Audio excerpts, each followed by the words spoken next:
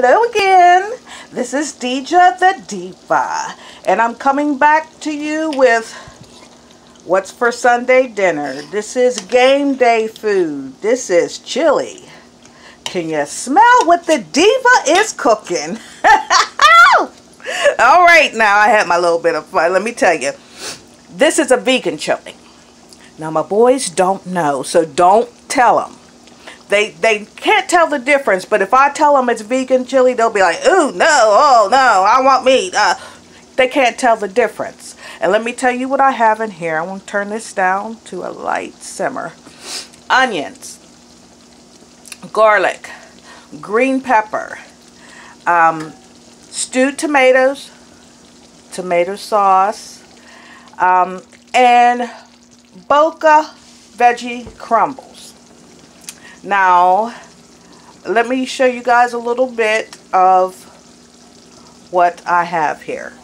Now this, I got the stewed tomatoes from Aldi's. They were 49 cents a can.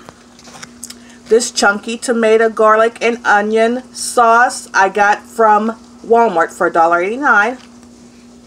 The Boca original veggie crumbles. I love this. You can't tell the difference between this and hamburger. This is the most tastiest, closest to meat taste crumbles that I have found thus far.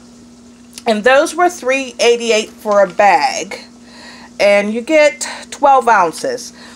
I used a bag and a half for this recipe.